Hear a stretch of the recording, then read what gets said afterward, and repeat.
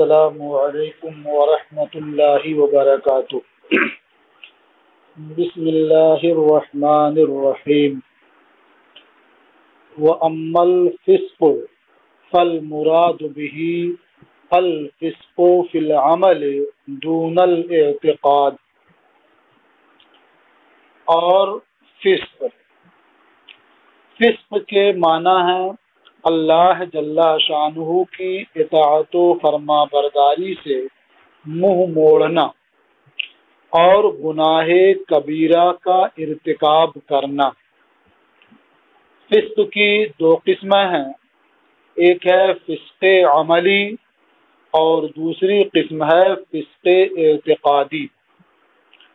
یہاں فسق سے مراد فسق عملی ہے اور یہ عدالت سے متعلق اسباب طعن میں سے تیسرا سبب ہے۔ رہ گیا مسئلہ فسق اعتقادی کا، تو وہ بدعت میں داخل ہے اور اس کا بیان آگے انشاءاللہ آئے گا۔ تو فسق سے کیا مراد ہے، اس کی تفصیل کرتے ہوئے مصنف رحمۃ اللہ علیہ فرماتے ہیں فالمراد به الفسق فی العمل دون الاعتقاد۔ تو اس سے مراد یعنی فسق سے مراد فسق عملی ہے، فسق اعتقادی نہیں ہے۔ فإن ذلك داخل فی البدعۃ، کیونکہ وہ یعنی فسق اعتقادی بدعت میں داخل ہے۔ وَأَكْثَرُ مَا يُسْتَعْمَلُ الْبِدْعَةُ فِي الْاعْتِقَادِ، اور بدعت کا استعمال اکثر بدعت اعتقادی کے معنی میں ہوتا ہے۔ اس عبارت سے مصنف رحمۃ اللہ تعالی علیہ یہ بتانا چاہتے ہیں کہ فسق کی طرح بدعت کی بھی دو قسمیں ہیں، ایک بدعت عملی اور ایک بدعت اعتقادی۔ یہ اور بات ہے کہ جب بدعت کا لفظ بولا جاتا ہے تو عموماً اس سے بدعت اعتقادی مراد ہوتا ہے، اور لفظ بدعت اکثر اسی معنی میں مستعمل ہے۔ والکذب وإن كان داخلا في الفسق لكنهم عدوه اصلا على حدة لكون الطعن به اشد واغلظ۔ اور جھوٹ بولنا، والکذب اور جھوٹ بولنا، یعنی یہ جھوٹ بولنا لوگوں کے کلام میں ہو یا حدیث نبوی میں ہو، یہ اگرچہ فسق میں داخل ہے۔ وَإِنْ كَانَ دَاخِلًا فِي الْفِسْقِ، اگرچہ وہ فسق میں داخل ہے۔ دیکھیے اس عبارت سے مصنف رحمۃ اللہ تعالی علیہ ایک اعتراض کا ذکر کرتے ہوئے اس کا جواب دے رہے ہیں۔ اعتراض یہ ہے کہ جھوٹ بولنا یہ گناہ کبیرہ ہے، لہذا جھوٹ بولنا فسق میں داخل ہے، تو پھر اسے یعنی جھوٹ بولنے کو فسق سے علیحدہ اور اس سے پہلے کیوں بیان کیا؟ فسق ہی کے ساتھ اسے بیان کر دیتے۔ یہ اعتراض ہوا۔ اس کا جواب یہ ہے کہ جھوٹ بولنا بلا شبہ فسق ہے، فسق میں شامل ہے، لیکن پھر بھی مصنف رحمۃ اللہ تعالی علیہ نے اسے علیحدہ بیان کیا اور فسق سے پہلے بیان کیا، اس وجہ سے کہ جو طعن جھوٹ بولنے کی وجہ سے ہوتا ہے وہ فسق کے دیگر انواع کی وجہ سے ہونے والے طعن سے بہت زیادہ سخت اور بھاری ہے۔ اس لیے مصنف رحمۃ اللہ تعالی علیہ نے جھوٹ بولنے سے متعلق جو امور تھے اسے پہلے بیان کیا اور اس کے بعد فسق کو رکھا۔ تو اسی کو بیان کرتے ہوئے فرماتے ہیں وَالْكَذِبُ وَإِنْ كَانَ دَاخِلًا فِي الْفِسْقِ، اور جھوٹ بولنا اگرچہ فسق میں داخل تھا، لَكِنَّهُمْ عَدُّوهُ أَصْلًا عَلَى عِدَةٍ، لیکن محدثین نے اسے علیحدہ الگ طعن کا ایک سبب شمار کیا ہے۔ کیوں؟ لِكَوْنِ الطَّعْنِ بِهِ أَشَدَّ وَأَغْلَظَ، اس لیے کہ جھوٹ بولنے کے ذریعہ ہونے والا طعن دیگر انواع فسق کے ذریعہ ہونے والے طعن سے زیادہ سخت اور بھاری ہے۔ یہ سخت اور بھاری ہونے کا اندازہ آپ اس سے لگا سکتے ہیں کہ جو راوی مطعون بالکذب ہے، اس کی روایت کو، اس کی حدیث کو موضوع کہا جاتا ہے، اور جو راوی متہم بالکذب ہے، اس کی روایت اور اس کی حدیث کو متروک کہا جاتا ہے۔ لیکن جو راوی مطعون بالفسق ہو تو اس کی روایت صرف منکر ہوتی ہے، یعنی نہ اسے موضوع کہا جاتا ہے نہ متروک کہا جاتا ہے، بلکہ یہ صرف منکر ہوتی ہے۔ تو اب ہمارے خیال میں یہ بات بخوبی سمجھ میں آ گئی ہوگی کہ جھوٹ بولنا اگرچہ فسق میں داخل تھا، لیکن مصنف رحمۃ اللہ تعالی علیہ نے اسے الگ کیا اور فسق سے پہلے بیان کیا، اس کی وجہ ظاہر ہو چکی۔ وَأَمَّا جَهَالَةُ الرَّاوِي فَإِنَّهُ أَيْضًا سَبَبٌ لِلطَّعْنِ فِي الْحَدِيثِ، اور راوی کی جہالت یعنی راوی کا مجہول ہونا تو وہ بھی طعن فی الحدیث کا ایک سبب ہے۔ اسے مصنف علیہ الرحمہ نے عدالت سے متعلق اسباب طعن میں سے چوتھا سبب شمار کیا ہے۔ اب یہ راوی کا مجہول ہونا یہ طعن کا سبب کیوں ہوتا ہے، تو اس کی وضاحت کرتے ہوئے فرماتے ہیں لِأَنَّهُ لَمَّا لَمْ يُعْرَفْ اسْمُهُ وَذَاتُهُ لَمْ يُعْرَفْ حَالُهُ وَأَنَّهُ ثِقَةٌ أَوْ غَيْرُ ثِقَةٍ، اس لیے کہ جب راوی کا نام اور اس کی شخصیت معلوم نہیں ہوگی، اس لیے کہ جب راوی کا نام اور اس کی شخصیت معلوم نہیں ہوگی تو پھر اس کا حال بھی معلوم نہ ہو سکے گا کہ وہ ثقہ ہے یا غیر ثقہ ہے۔ کما یقول، جیسے حدیث بیان کرنے والا، روایت کرنے والا کہے حدثنی رجل، مجھ سے ایک شخص نے حدیث بیان کی، یا وہ کہے اخبرنی شیخ، مجھے ایک شیخ نے خبر دی، تو اب ظاہر ہے اس میں وہ شخص کون ہے، وہ شیخ کون ہے، اس کا نام نہیں معلوم ہے، پھر اس کا حال کیا معلوم ہوگا۔ حدثنی رجل کہنے کی مثال وہ حدیث ہے جسے امام ابو داؤد نے اس طرح نقل کیا ہے حدثنا محمد بن ثابت حدثنی رجل من اہل الشام، غور کیجئے گا، حدثنی رجل من اہل الشام عن شہر بن حوشب عن ابی امامۃ او عن بعض اصحاب النبی صلی اللہ علیہ وسلم ان بلالا اخذ فی الاقامۃ فلما ان قال قد قامت الصلاة قال النبی صلی اللہ علیہ وسلم اقامها اللہ وادامها۔ تو یہ حدیث اس سند کے ساتھ ضعیف ہے۔ کیوں؟ اس لیے کہ اس میں ایک راوی مبہم ہے، اس کا نام نہیں ذکر کیا گیا ہے، اور جب نام ذکر نہیں کیا گیا تو پھر اس کی عدالت وغیرہ بھی معلوم نہیں ہوگی۔ اب وہ راوی کون سا مبہم ہے؟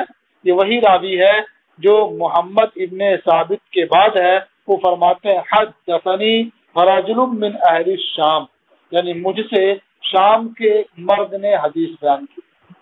وہ مرد کون ہے، اس کا نام کیا ہے، حال کیا ہے، کچھ بھی نہیں معلوم۔ اور اخبرنی شیخن کی مثال میں وہ حدیث آپ پیش کر سکتے ہیں جسے مصنف عبد الرزاق میں اس طرح نقل کیا گیا ہے، عن ابن عینۃ قال اخبرنی شیخ من بجیلہ قال سمعت الشعبی یقول كان عبد الله بن مسعود لا يصلي الضحى ويصلي ما بين الظهر والعصر مع عقبة من الليل طويلا۔ تو یہ حدیث بھی ضعیف ہے اس سند کے ساتھ، اس لیے کہ اس میں بھی ایک راوی مبہم ہے۔ جیسا کہ آپ نے دیکھا کہ ابن عینہ نے فرمایا اخبرنی شیخ من بجیلہ، وہ شیخ کون ہے، ان کا حال کیا ہے، کچھ پتہ نہیں۔ وَيُسَمَّى هَذَا مُبْهَمًا، اور اس قسم کی حدیث کا نام مبہم رکھا جاتا ہے۔ وحدیث المبہم غیر مقبول الا ان یکون صحابیا لانہم عدول، اور مبہم کی حدیث غیر مقبول ہے، یعنی وہ شخص جس کا نام ذکر نہیں کیا گیا ہے، بس رجل یا شیخن کہہ دیا گیا ہے، اس کی حدیث غیر مقبول ہے مگر یہ کہ وہ صحابی ہو، تو ایسی صورت میں اس کی حدیث مقبول ہوگی، لأنہم عدول، اس لیے کہ تمام صحابہ عادل ہیں۔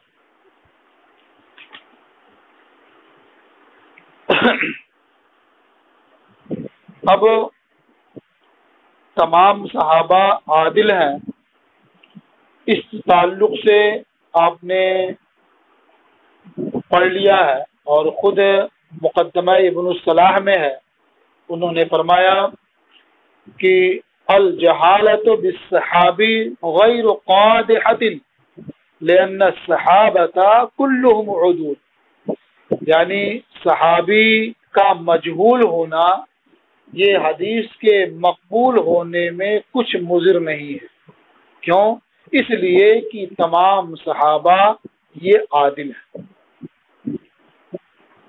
اس کی مثال میں سنن نسائی کی یہ حدیث پیش کی جا سکتی ہے، عن ہلال ابن یساف عن القاسم ابن مخیمرہ عن رجل من اصحاب النبی صلی اللہ علیہ وسلم ان رسول اللہ صلی اللہ علیہ وسلم قال من قتل رجلا من اہل الذمہ لم یجد ریح الجنہ وان ریحہا لیوجد من مسیرت 70 عاما۔ اس حدیث میں صحابی کا نام مذکور نہیں ہے، اس لیے کہ کیا فرمایا انہوں نے، ان رجل من اصحاب النبی، اب اصحاب نبی میں سے کون ہے ان کا ذکر نہیں ہے، لیکن یہ مجہول ہونا، یہ ابہام کچھ مضر نہیں ہے، اس لیے کہ یہ صحابی رسول ہیں، جو بھی ہوں گے بہرحال وہ عادل ہیں، اس لیے وہ روایت مقبول ہے۔ وَإِن جَاءَ الْمُبْهَمُ بِلَفْظِ التَّعْدِيلِ، اور اگر مبہم راوی لفظ تعدیل کے ساتھ آئے، کما یقول اخبرنی عدل او حدثنی ثقۃ، جیسے راوی کہے اخبرنی عدل، مجھے ایک عادل نے خبر دی، یعنی اس کا نام نہیں لیا، وہ اس شخص کو مبہم رکھا لیکن لفظ عدل کے ذریعہ اسے بیان کیا، یا راوی کہے حدثنی ثقۃ، مجھ سے ایک ثقہ نے حدیث بیان کی، تو یہاں بھی اس نے اس شخص کا نام تو نہیں لیا لیکن لفظ ثقہ استعمال کیا اس کے لیے. تو اس کے بارے میں فرماتے ہیں کہ ففیہ اختلاف، یعنی اس حدیث کے قبول کرنے میں محدثین کے درمیان اختلاف ہے. یعنی جس میں راوی کا نام نہیں لیا گیا اسے مبہم رکھا گیا لیکن لفظ تعدیل سے اس کا ذکر ہوا تو اس کی حدیث قبول کرنے میں محدثین کے درمیان اختلاف ہے. یہ لفظ تعدیل کے ساتھ ذکر کرنے کی ایک مثال یہ ہے جسے امام بیہقی نے نقل کیا ہے. عن ابن اسحاق حدثنی ثقۃ من اہل المدینہ، کیا فرمایا؟ حدثنی ثقۃ من اہل المدینہ، یعنی کس نے حدیث بیان کی اس کا نام ذکر نہیں کیا بلکہ کہا ثقۃ من اہل المدینہ، یعنی مدینہ کے ایک ثقہ آدمی نے مجھ سے حدیث بیان کی. اب آگے پوری روایت ہے. عن عروۃ بن الزبیر انہ قال ما من نبی الا وقد حج البیت الا ما کان من ہود وصالح الی آخر. یہ پوری حدیث. تو اس حدیث میں ابن اسحاق نے اپنے شیخ کا نام نہیں لیا بلکہ ثقۃ من اہل المدینہ کہہ کر کے روایت کیا. تو اس حدیث یا اس طرح کی دیگر احادیث کے قبول کرنے کے سلسلے میں محدثین کے درمیان اختلاف ہے. یعنی بعض فرماتے ہیں کہ حدیث قبول کی جائے گی، بعض فرماتے ہیں قبول نہیں کی جائے گی.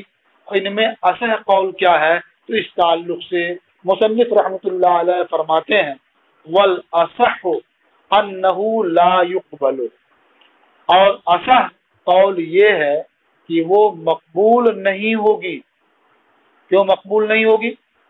لأنه يجوز ان يكون عدلا لاعتقاده لا في نفس الامر، اس لیے کہ ممکن ہے وہ مبہم شخص راوی کے اعتقاد و خیال میں عادل ہو لیکن حقیقت میں وہ عادل نہ ہو، اس لیے اس کی روایت اور اس کا عادل کہنا یا ثقہ کہنا یہ کارآمد نہیں ہوگا اور روایت قبول نہیں کی جائے گی. وَإِنْ قَالَ ذَلِكَ إِمَامٌ حَاذِقٌ قُبِلَ، ہاں اگر یہ بات فن حدیث کا ماہر امام کہے تو وہ حدیث قبول کی جائے گی. اس لیے کہ جب وہ فن حدیث کا ماہر اور امام یہ بات کہے گا کہ عادل نے بیان کیا، ثقہ نے بیان کیا، تو ضرور وہ بیان کرنے والا عادل اور ثقہ ہوگا، اس لیے کہ وہ اس فن کا امام ہے اور ماہر ہے، وہ عادل کہہ رہا ہے، اس کا مطلب وہ ضرور عادل ہے. اس کی مثال امام شافعی رحمۃ اللہ تعالی علیہ کا یہ قول ہے. انہوں نے فرمایا اخبرنا الثقۃ عن معمر عن الزہری عن سالم عن ابی ان رسول اللہ صلی اللہ علیہ وسلم صلی بمنى رکعتین وابو بکر وعمر.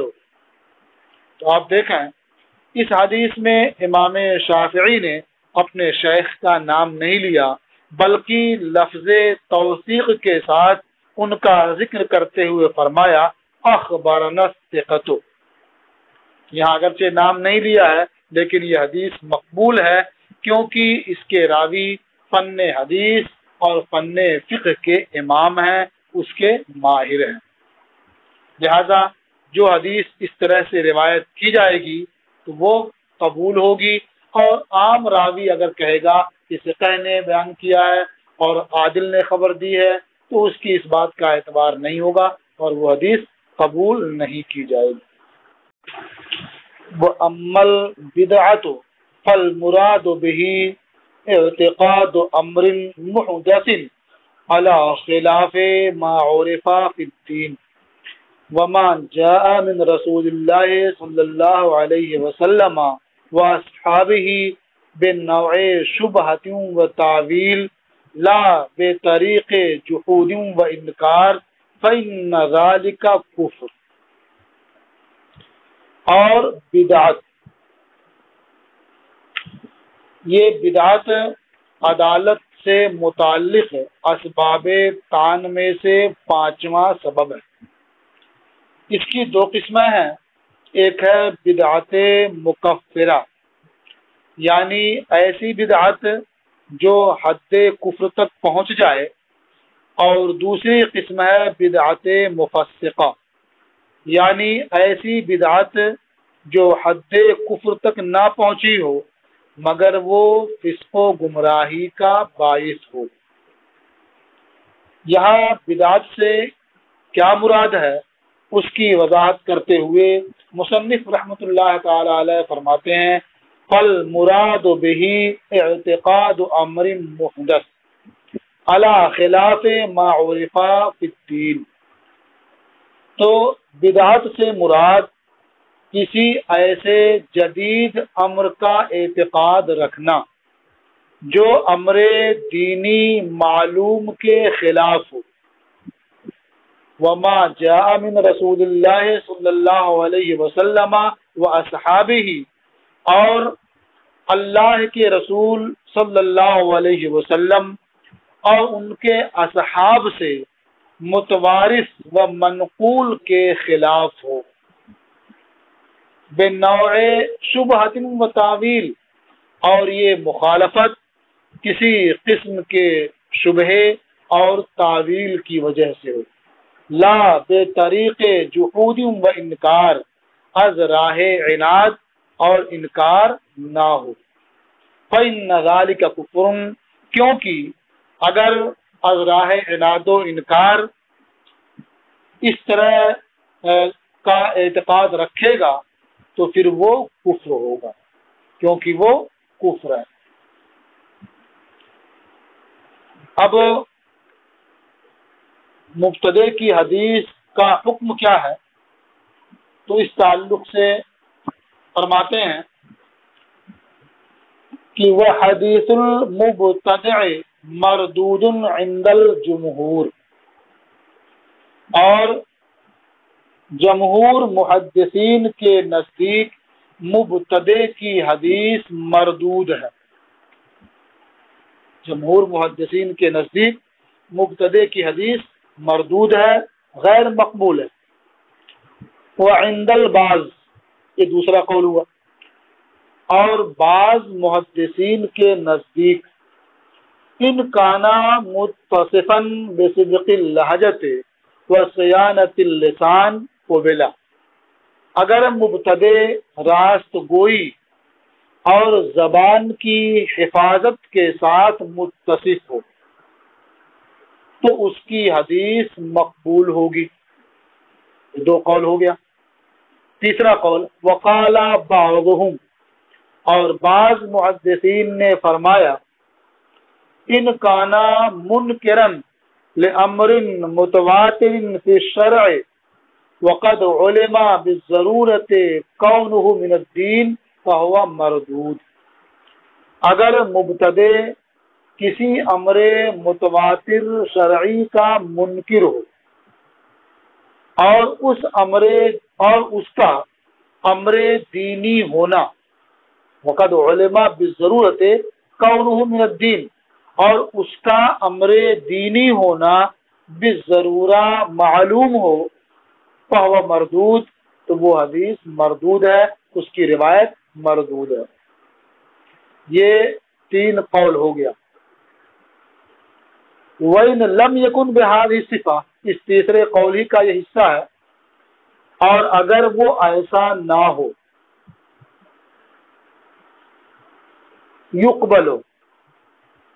وَإِنْ كَفَّرَهُ الْمُخَالِفُونَ مع وجود ضبط وورع وتقوى واحتیاط وصیانت، اور اگر وہ ایسا نہ ہو اور اس میں حفظ و ضبط، دیکھیے ترجمہ اس کا یہ مع وجود ضبط و ورع سے ہو رہا ہے، دھیان دیجیے گا، اور اگر وہ ایسا نہ ہو اور اس میں حفظ و ضبط، ورع و تقوی اور احتیاط و صیانت موجود ہو تو اس کی حدیث مقبول ہوگی، یعنی یقبل ہو، اس کی حدیث مقبول ہوگی۔ وَإِن كَفَّرَهُ الْمُخَالِفُونَ، اگرچہ مخالفین اس کی تکفیر کرتے ہوں۔ اب تکفیر کرنے کے مسئلے میں تو اہل سنت و جماعت بہت سے باطل فرقوں کی تکفیر کرتے ہیں، اور بعض دوسرے فرقے ان کے خلاف بھی باتیں کرتے ہیں۔ تو مدار اس پر ہوا کہ وہ راست گو ہو، سچا ہو، اپنی زبان کی حفاظت کرتا ہو، حفظ و ضبط والا ہو، صاحب ورع و تقوی ہو، تو اس کی روایت قبول کی جائے گی۔ یہ 3 اقوال ہو گئے۔ اس میں مختار اور پسندیدہ مذہب کیا ہے؟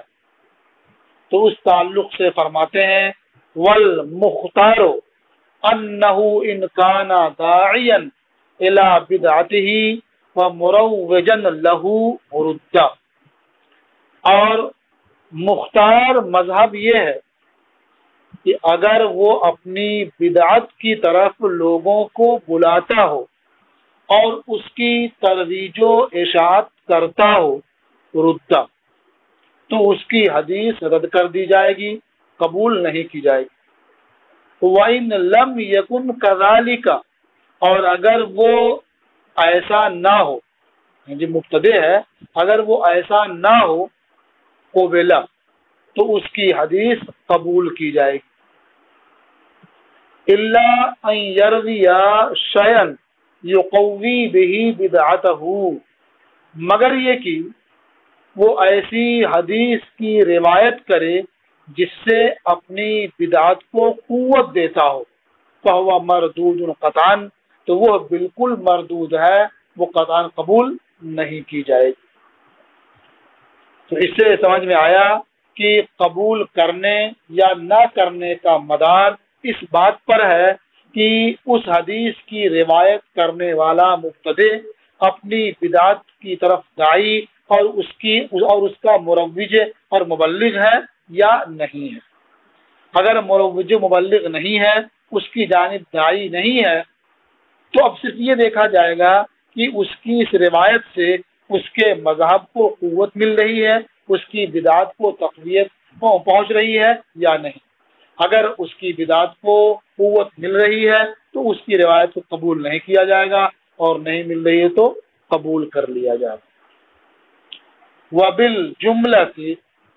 وبالجملہ الائمۃ مختلفون فی اخذ الحدیث من اہل البدع والاہواء وارباب المذاہب الزائغہ، اور حاصل کلام یہ ہے کہ ائمہ کرام، مبتدعین، اہل اہوا، یہ جو خواہش پرست ہوتے ہیں، اور باطل مذاہب والوں سے حدیث اخذ کرنے کے سلسلے میں مختلف ہیں، یعنی ان کے اقوال مختلف ہیں۔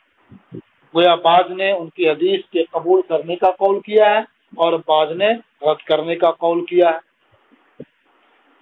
وقال صاحب جامع الاصول اخذ جماعت من ائمۃ الحدیث من فرقۃ الخوارج والمنتسبین الى القدر والتشیع والرفض وسائر اصحاب البدع والاہواء۔ صاحب جامع الوصول نے فرمایا، یہ صاحب جامع الوصول کون ہے؟ کہتے ہیں ان کا نام علامہ مجد الدین ابن عطیر ہے، جن کی وفات 606 ہجری میں ہوئی ہے، اور ان کی کتاب کا پورا نام ہے جامع الوصول فی احادیث الرسول۔ تو انہی کی طرف اشارہ کرتے ہوئے فرماتے ہیں کہ صاحب جامع الوصول نے فرمایا، کیا فرمایا؟ اخذ جماعت من ائمۃ الحدیث من فرقۃ الخوارج والمنتسبین الى القدر والتشیع والرفض وسائر اصحاب البدع والاہواء۔ ائمہ حدیث کی ایک جماعت نے خارجیوں اور قدر و تشیع و رفض کی طرف منسوب راویوں سے اور دیگر مبتدعین و اصحاب ہوا و غرض سے حدیث لی ہے، اخذ کی ہے۔ اب جن محدثین نے ان لوگوں سے حدیث اخذ کی ہے، انہی میں اصحاب صحائح ستہ بھی ہیں، امام بخاری بھی ہیں، امام مسلم بھی ہیں، امام ترمذی بھی ہیں، اور باقی حضرات بھی ہیں۔ وقد احتاط جماعت آخرون، اور صاحب جامع الاصول فرماتے ہیں اور محدثین کی دوسری جماعت نے ان فرقوں سے حدیث لینے میں احتیاط برتی ہے، یعنی انہوں نے ان لوگوں سے حدیث روایت نہیں کی ہے، ان سے اخذ حدیث نہیں کیا۔ وَلِكُلٍّ مِّنْهُمْ نِيَّاتٌ، اور ان میں سے ہر جماعت کی نیت الگ الگ ہے، ہر جماعت کی ایک نیت ہے۔ انتہا کا مطلب یعنی صاحب جامع الوصول کا کلام ختم ہوا۔ اب یہ کہ ہر جماعت کی الگ الگ نیت ہے۔ مثلا جنہوں نے مبتدعین کی روایت قبول کی ہے، ان کی نیت یہ ہو سکتی ہے کہ احکام دین کا اثبات ہو، اگرچہ وہ مبتدع سے ہی ہو، جبکہ اس کا جھوٹ بولنا ثابت نہ ہو۔ تو گویا اس جماعت کے پیش نظر احکام دین کا اثبات تھا ایسے لوگوں سے جن کا جھوٹ بولنا ثابت نہ ہو، وہ زبان کے سچے، اور جنہوں نے مبتدعین کی روایت قبول نہیں کی تو گویا انہوں نے ورع و احتیاط کو اختیار کیا اور اس بات کی نیت کی کہ نبی کریم صلی اللہ علیہ وسلم کے پاکیزہ مذہب کو ایسے لوگوں کی روایات سے کیوں ملایا جائے کہ جو کامل طور پر مذہب اسلام کے ماننے والے ہیں ہی نہیں۔ تو اب گویا دونوں کی الگ الگ نیتیں ہیں، اور آپ جانتے ہیں کہ جیسی نیت ہوتی ہے اللہ رب العزت کی جانب سے ویسا ہی اجر و ثواب ملتا ہے۔ خود حدیث پاک میں اللہ کے رسول صلی اللہ علیہ وآلہ وسلم کا ارشاد موجود ہے، انما الاعمال بالنیات وانما لکل امرئ ما نوى، یعنی اعمال کا مدار نیتوں پر ہے اور ہر شخص کے لیے وہی ہے جس کی اس نے نیت کی۔ اب شیخ محقق فرماتے ہیں ولا شک ان اخذ الحدیث من هذه الفرق یکون بعد التحری والاستصواب، اور اس میں کوئی شک نہیں ہے کہ ان فرقوں سے حدیث لینا تحری اور استصواب کے بعد ہوگا، یعنی جنہوں نے ان مبتدعین سے حدیث لینے کی بات کی ہے، قبول کرنے کی بات کی ہے، انہوں نے بھی تحری اور استصواب کے بعد بھی یہ کام کیا ہے اور یہ قبول کیا ہے اسے۔ ظاہر بات آدمی غور کرے گا اور اس کے حالات کا جائزہ لے گا، دوسری طرف سے اسے پرکھے گا، تب اسے قبول کرے گا، لیکن ان سب کے باوجود نہ لینے ہی میں احتیاط ہے۔ کہتے ہیں مع ذالک الاحتیاط فی عدم الاخذ، مگر اس کے باوجود احتیاط ان سے حدیث نہ لینے میں ہے، ان سے حدیث اخذ نہ کرنے میں ہے۔ کیوں؟ کہتے ہیں لأنہ قد ثبت ان ہؤلاء الفرق كانوا يضعون الاحاديث لترویج مذاہبہم، اس لیے کہ یہ بات ثابت ہو چکی ہے کہ یہ لوگ اپنے مذاہب کی ترویج و اشاعت کے لیے احادیث وضع کیا کرتے تھے۔ وَكَانُوا يُقِرُّونَ بِهِ بَعْدَ التَّوْبَةِ وَالرُّجُوعِ اور اپنے مذہب سے رجوع کرنے اور توبہ کر لینے کے بعد اس کا اقرار بھی کرتے تھے. یعنی وہ خود ہی اس بات کو بتاتے بھی تھے کہ ہم نے یا ہماری جماعت نے اتنی حدیثیں وضع کی ہیں اور اسے صحیح حدیثوں میں ملا دیا ہے، یا ان احادیث کو صحیح سند کے ساتھ جوڑ کر کے پھیلا دیا ہے. اسے پہچاننا اور اسے چھانٹنا بڑا مشکل ہے. تو اس کے جواب میں یہ کہا گیا کہ جو حدیث کے ناقدین ہیں وہ بالکل جس طرح سے چھلنی میں آٹا چھانا جاتا ہے اسی طرح سے وہ احادیث صحیحہ وہ غیر صحیحہ سے چھانٹ کر کے ممتاز کر کے علیحدہ جمع کر دیں گے، بیان کر دیں گے. واللہ عالم، اور اللہ تبارک و تعالی خوب جانتا ہے، بہتر جانتا ہے کہ کس کی روایت قبول کی جائے، کس کی روایت قبول نہ کی جائے. یہ اللہ تعالیٰ ہی بہتر جانتا ہے. ہر ایک نے ایک اچھی اور بہتر نیت کی اور اس کے اعتبار سے اس کا حکم دیا کہ روایت کس کی قبول کی جائے اور کس کی قبول نہ کی جائے. اب یہ فصل مکمل ہوئی. اب آگے آپ جو پڑھیں گے اس کا تعلق گویا ان اسباب و علل سے ہوگا جو ضبط سے متعلق کان کے اسباب ہیں اور کان کی وجوہ ہیں. اسے آپ انشاءاللہ کل پڑھیں گے. ٹھیک ہے. السلام علیکم ورحمۃ اللہ تعالی